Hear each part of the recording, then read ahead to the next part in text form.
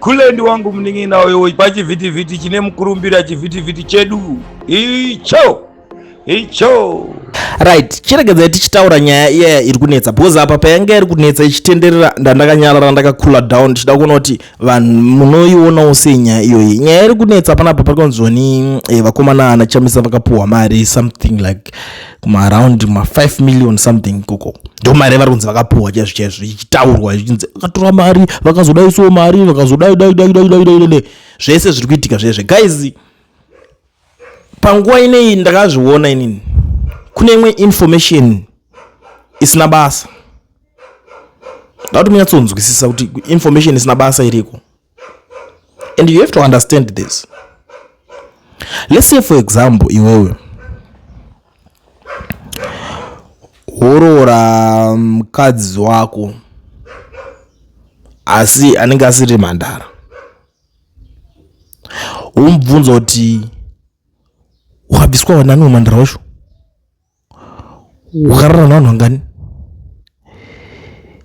ainyatsogona wacho ndeupi, angari ndingotoredza kungokupa example tumwe tumangirini tusina nebasa rese tunhongeredzwa tokuti tinogona kutozokustressa iwe mulife mako. The best way yaunongangotecheteka is to ignore all the nonsense and move on with your life, right?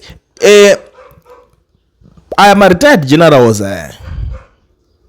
Vakaita zvekutamba vanogona kuramba vachingorohwa nepsychology, voramba vachingorohwa neinformation imwe team reintelligence, because chavanoita chinonzi intelligence chi information iyo why yanga isiri kuda kulika kumashure kwesoko, yadonzi ida kubuda nhasi manje. Imimi makazvitarisa imi panoitwa dhiri kutambidzana wamari chaizvo kunzi uyu ari kubudisa mari achiendesa kuna nhingi, uyu ari kubudisa mari achidai so. Do you think kuti mari cheche panotambidzana mari zvinonide kuti zvinge zvichizozikanwa negrupu ravanhu? Do you think so? Panonyazorwa dhiri remari chaizvo especially nenyaya yakaita seiyo, do you think kuti zvinenide kumbonyazosenderanwa pasi zvokudaro, kana ndakuti kusandira basi kuti zvinge zvichizolika unzi mari, because panorwa dhiri remari vanhu vanongopinda kana vari 2 mota todzisema ndichakupa mari yakatiwo ndiyose ndasei through business rako kana zvakadai so zvirapo, kana kungochawa ndokutambidza tori bag remari. You never know kuti zvinoitwa hawo, but mataurirwo zviri kuitwa kaneni I'm shocked.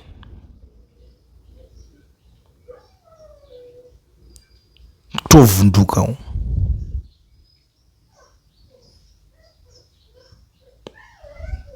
But anyways, to cut the long story short, wakatasa mdarageza pakutanga pepe. Yambotira kuti andakadzika manyaya kuti pamwe nyatsonzwisika. Wakatasa mdarageza pakutanga pepe.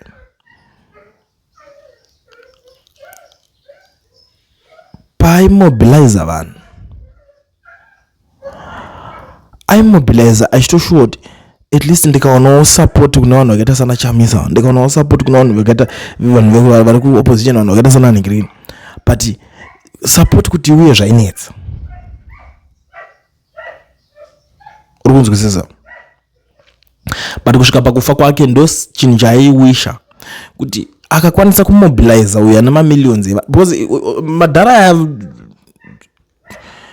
he was powerful in other ways, but he was not that popular zvekusvika pakuinfluenza. Anga asina influence yekuti seinoitwa nawakomana wemaopposition avo, wokuti angakwanisa kungoti anokomanda huge following, hande musi wakati zvatoita, ende chinohype kana munhu wese achitoti hande ndo zvitoripo, but anga asina that power rekudaro, saka zvakanomucosta akasvika pakuti unosvika pakufortunekana. But kana wakuona izvezvi so these guys vasara varipo ana Nox nemamwe magenerals vari kungotaura varimo ana mapuranga ivavo zvavari kutaura izvi kuti uyu akazodai akadai.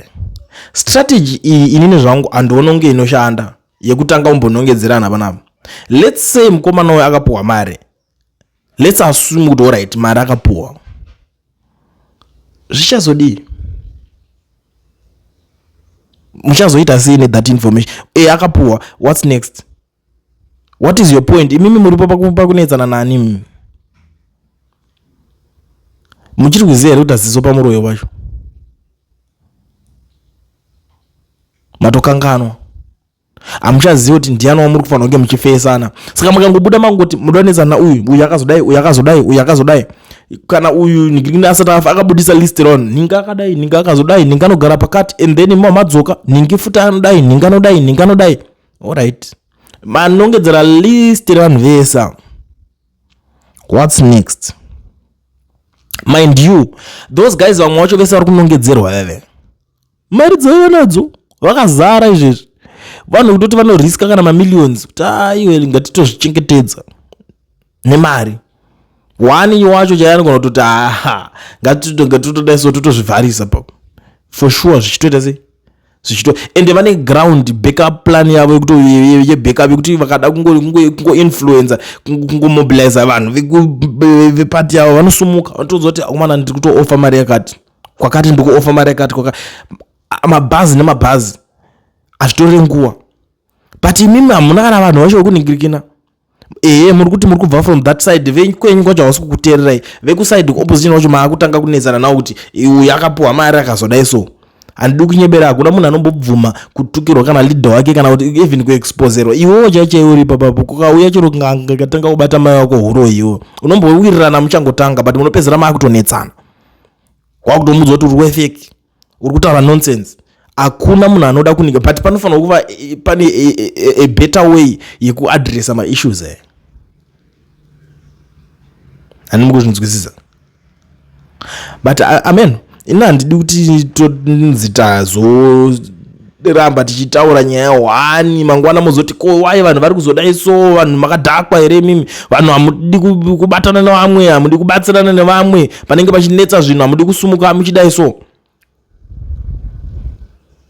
Guys, chokwadi chaicho muri kuchiziva. Hamuna vanhu, hamuna backup yakasimba ine musoro paground hamuna. Mbuzi angatori mukuru nyanya kutanga wacho nyanya kuvhura nzira zvakatomuremera.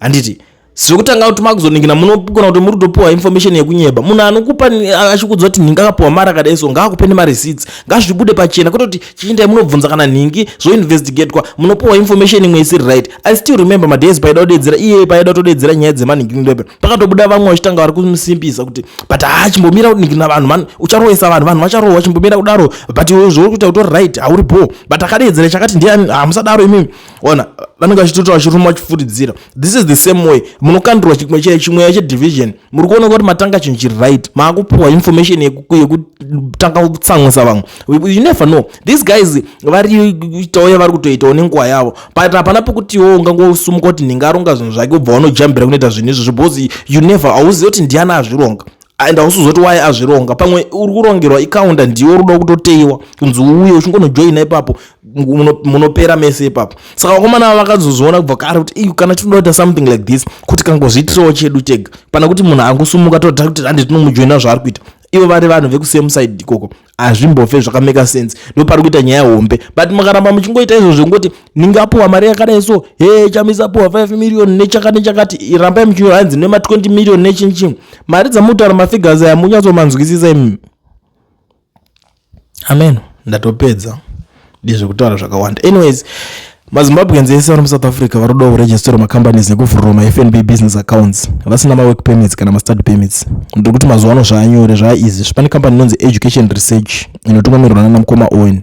Idzi ndidzo shasha idzi vanokwanisa kuvhurira FNB business account vokuregistera company uri kwauri ikoko vari kwavari but make sure kuti une passport iri valid ine entry stamp handiti chidhino chekupindisa munyika. Saka garai maitaka zvinhu zvacho zvichiri kuroveka mokwanisa kunge muchibatsirikana. No work permit, no problem. Education Research is the solution. Namba dzavo ndo dziri kubuda paflides.